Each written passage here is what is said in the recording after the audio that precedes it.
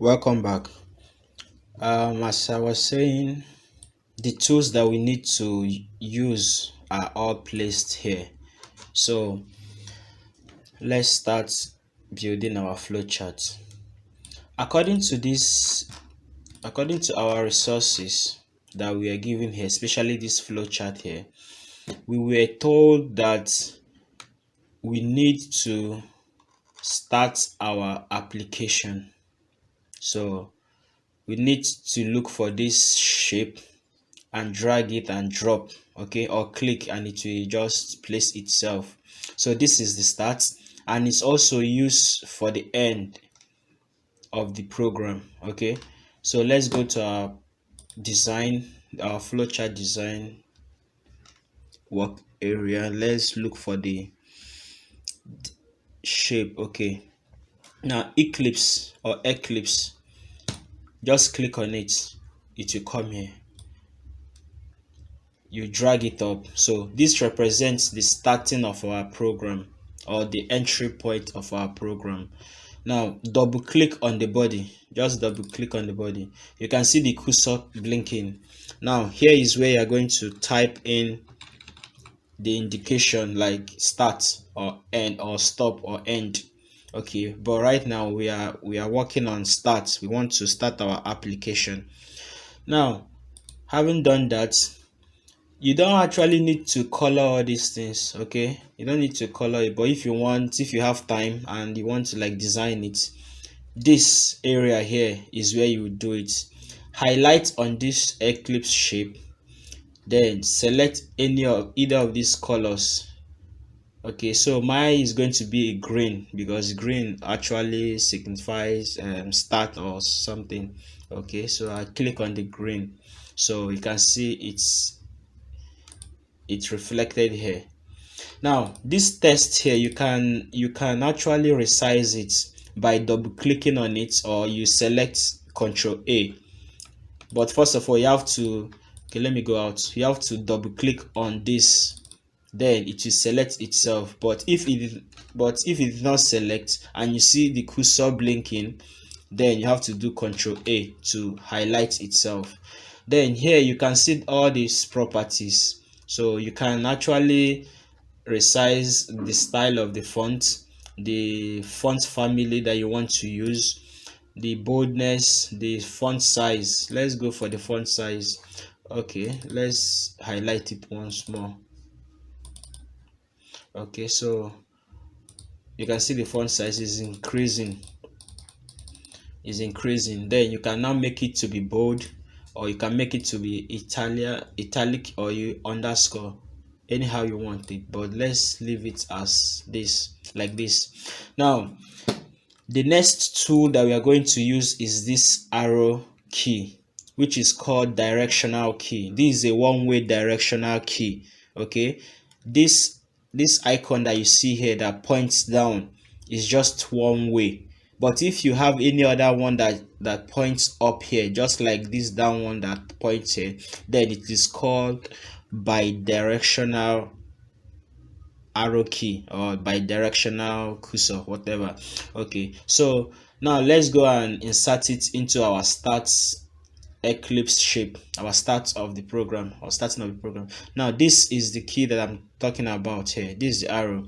Now directional connector, that is what it's called. So it connects this start to this parallelogram.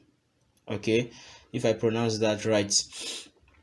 Now let's do our own. Let's connect this start to our own. So you have to just click on it and the shape will be dropped here for you. Okay, you can increase the size, you can reduce it, you can also rotate it by holding your mouse key, then dragging it up. You can see how it is right now. So you can also drag when you have this cross button, when you have this cross cursor, then hold your mouse key, then drag it up, drag it where it's supposed to be. So this is my directional key. Okay, then you now let me resize it so that our our workspace is going to be somehow small, but let it contain on the screen. Okay, now we have now inserted our directional key. Now the next one that we need to do is we need to like get the inputs, the numbers. Like, let's go to our question. The question here is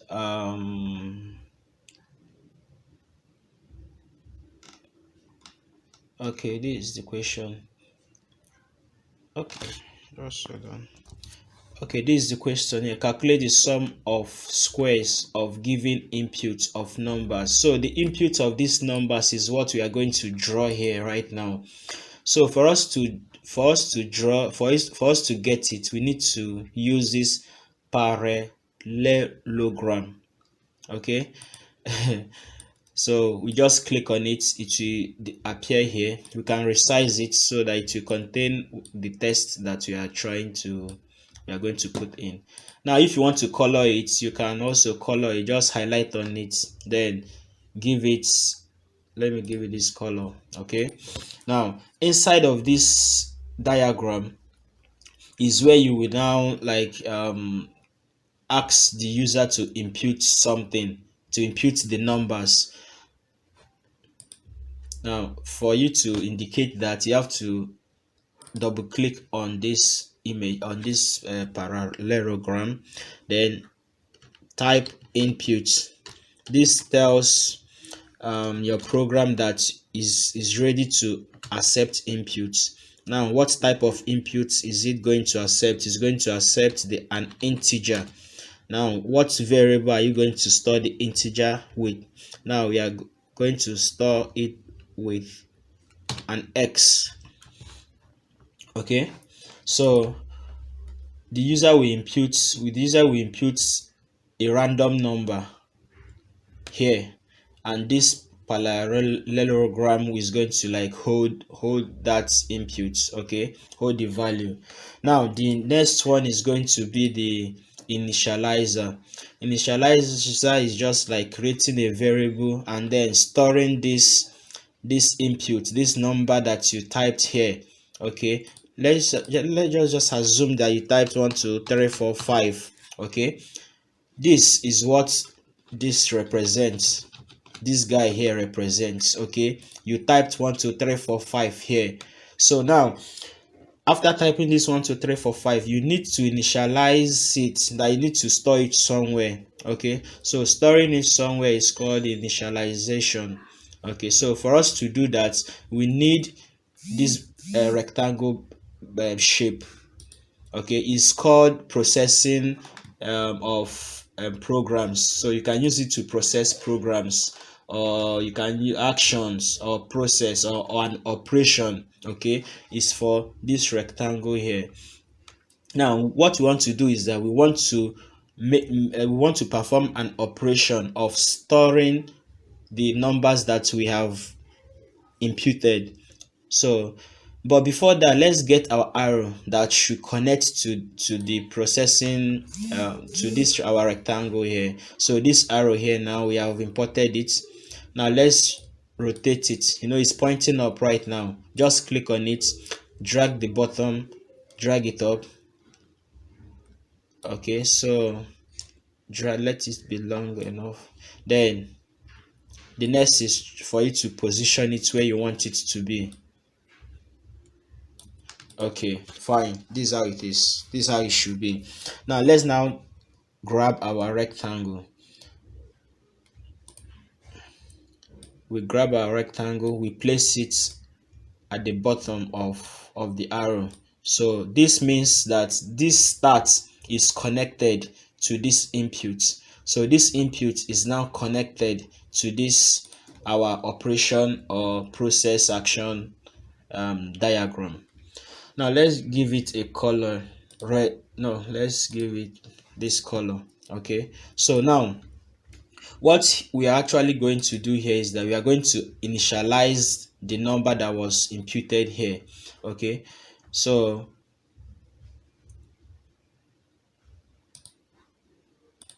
we now say initialize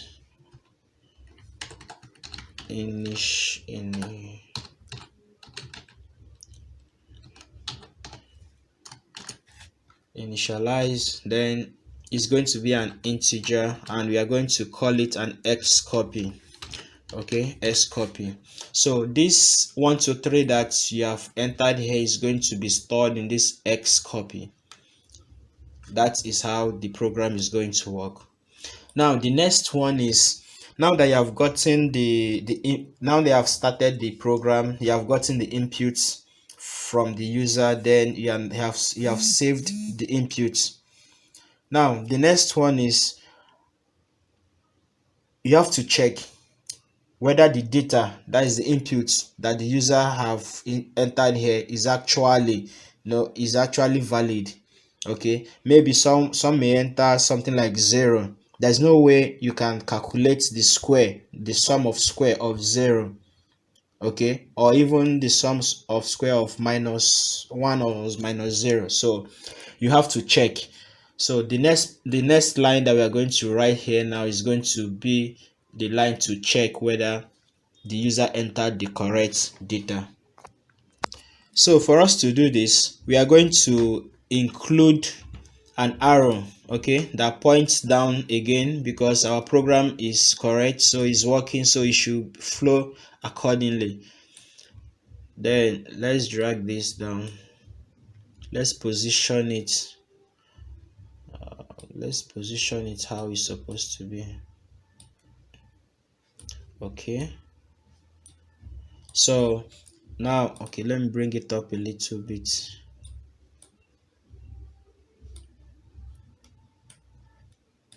Okay.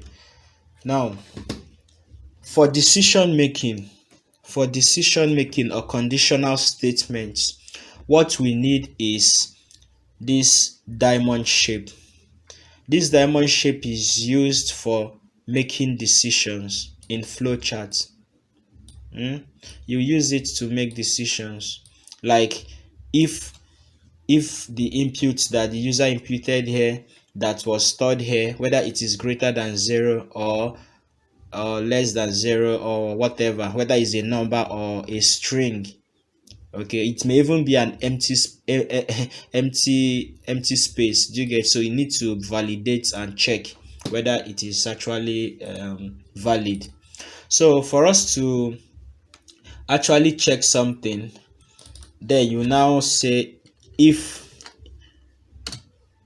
the s copy, that is the data that the user have entered, which was stored here, if it is greater than 0, okay, if it is greater than 0, then the program should continue down.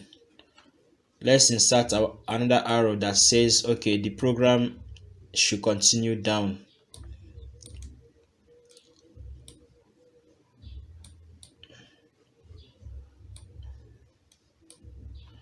Okay, so now, and we should also insert another arrow saying that the program should not continue again. Why? Because the user entered a wrong number, okay, or a wrong integer number. So maybe the user entered 0, so you cannot find the sum of 0. So the sum square of 0, so you can't find it. Now this one now should be false. So if the user entered 0 here, if user enters 0 here, it should automatically quit the program. So if this our conditional statement checks the data that was entered, if it is 0 or less than 0, then this false statement should be the one to run. Then you put false here to indicate that this our program is false. And it should also, if it is false, then our program should end. So if our program needs to end, we need to bring out our Eclipse back again. Remember when I started here, I told you that Eclipse is used to start and end our program. So right now that the user entered 0 or less than 0, value less than 0, then the program needs to stop because the program cannot continue. So where's that red button? Okay, red color. Now we now write end. Now this terminates our program. Our program will end. It will not continue again. But if the user entered something greater than 1, Okay, if the user entered something like 1 2 3 4 10 20 35 100, then this should continue, which is true.